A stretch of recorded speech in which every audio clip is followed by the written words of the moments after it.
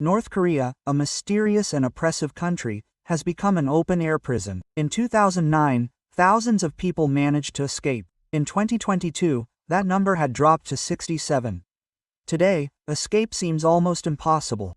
Yet, some with incredible luck and superhuman courage still find a way out. The magic box reveals the 10 extreme tactics used by the regime to imprison its population and the incredible determination of those who dare to defy the impossible. 10. The Invisible Wall. How Kim Jong-un sealed the northern border. After Kim Jong-il's death in 2011, his son Kim Jong-un made cracking down on escapes his top priority. The numbers speak for themselves. Thousands of North Koreans managed to flee to the south each year before his arrival. Today, it's a completely different story. The regime has implemented an arsenal of extreme measures never seen before. Signal jammers have been installed along the entire northern border, blocking foreign cellular and satellite communications. Goodbye, calls for help and smuggling. Monitoring stations, phone calls have been set up for the guys to prevent Chinese smugglers from helping anyone. The number of gay towers has skyrocketed, housing soldiers armed with machine guns with orders to shoot anyone trying to escape on sight. Surveillance cameras, motion sensors, concrete barriers, spiked fences, and anti-evasion spotlights have turned the border into a nearly impenetrable wall. And if that wasn't enough, most of the border is now equipped with electric fences and, controversially, landmines in total violation of international law. In total, 6 people have lost their lives to these mines. Others have been shot or frozen to death in the hostile mountains. Fake deserters, human traps for fugitives.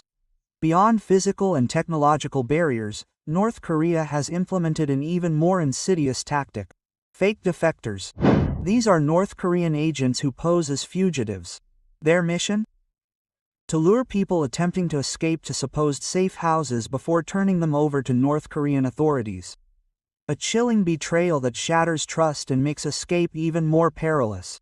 In addition, North Korea has made agreements with neighboring countries such as Russia in 2014 and then China to ensure that any captured escapees are returned to the country.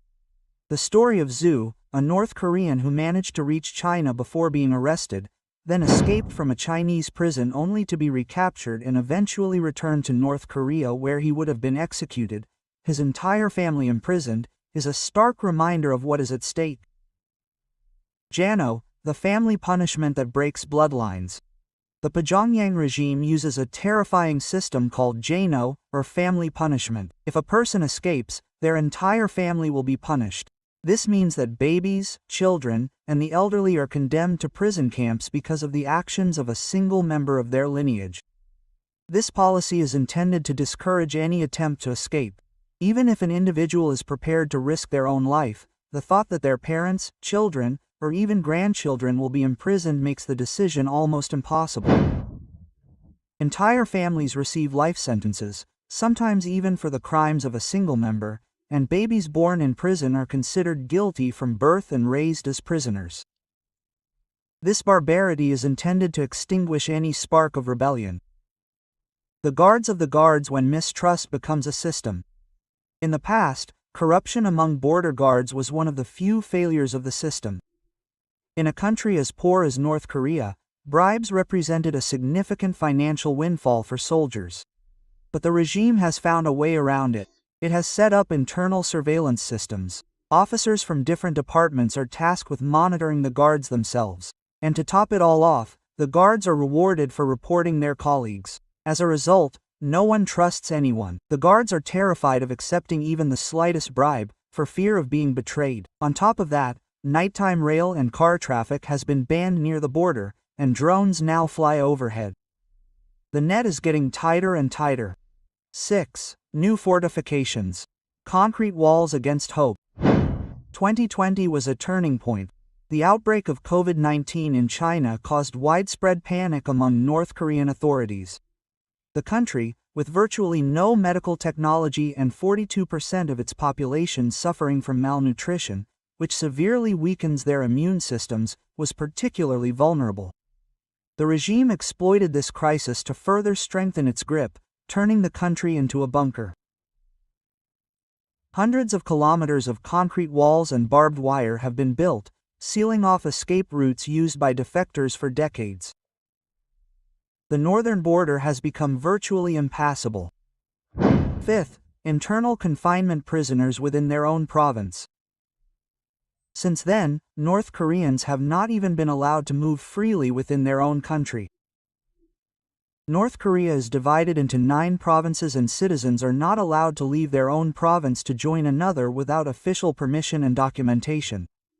If you attempt to travel without these documents, you will be sent to prison with your entire family. This rule has made escaping across the northern border even more difficult, especially for those living in the southern provinces.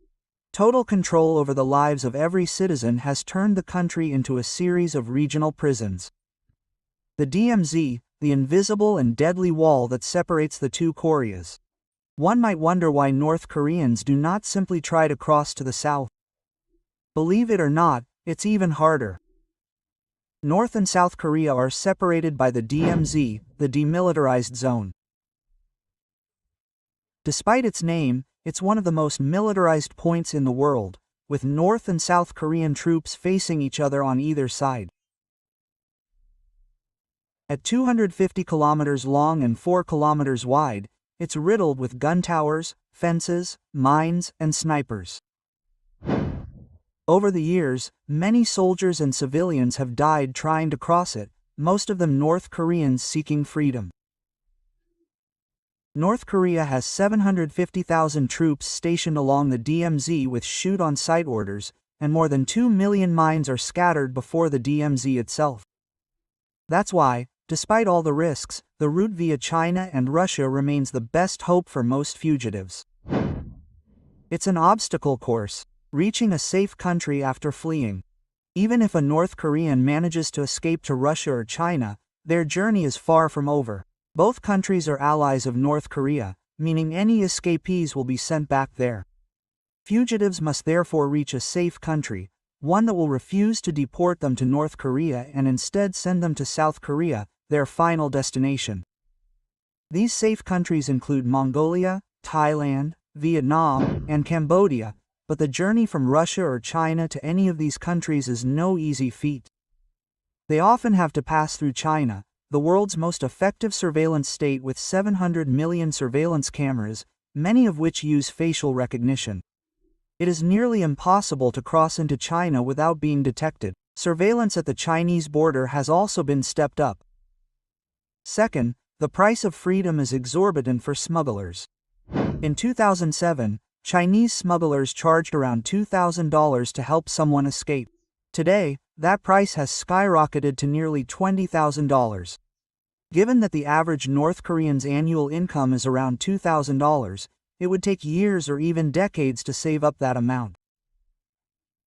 Most people therefore cannot afford to hire a smuggler unless they have family who have already fled and can save for them from abroad. Most North Koreans are not so lucky, meaning they must attempt to escape alone without any outside help.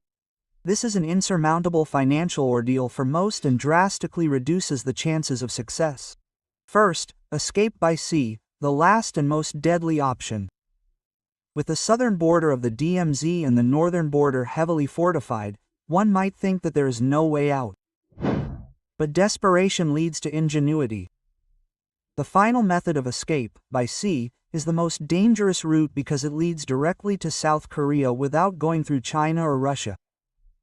But the waters around Korea are unforgiving. The North Korean Navy patrols, mines are planted along the coast, and the conditions are brutal. Many experienced fishermen capsize each year. Imagine the fate of an inexperienced defector. Escapees generally use very poor wooden boats and, paradoxically, they often try to cross during storms. This seems more dangerous, but it is also the time when the North Korean Navy ships are not patrolling, offering a better chance of escape.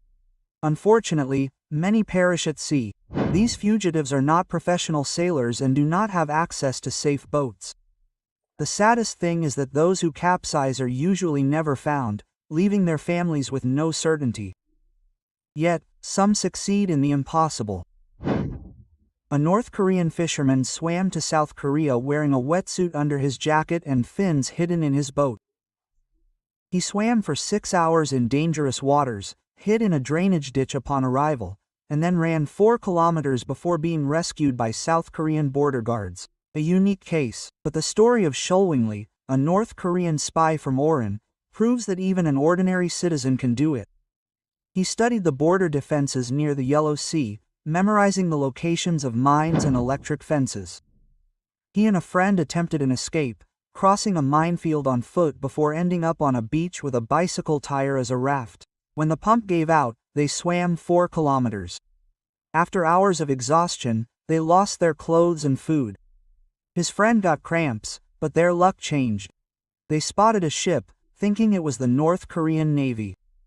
They swam to a small island, hid, and built a makeshift raft out of wood and styrofoam.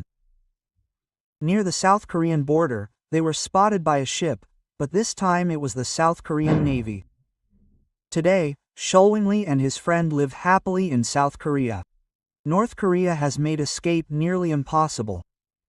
But stories like Sholwingli's prove that with luck and incredible bravery, freedom is still an attainable dream. This is a tragedy unfolding before our eyes. Think of those who are still trapped. Let us know in the comments if these stories touched you. And of course, if you were moved by these tales, subscribe to the magic box and activate the bell so you don't miss any of our future explorations.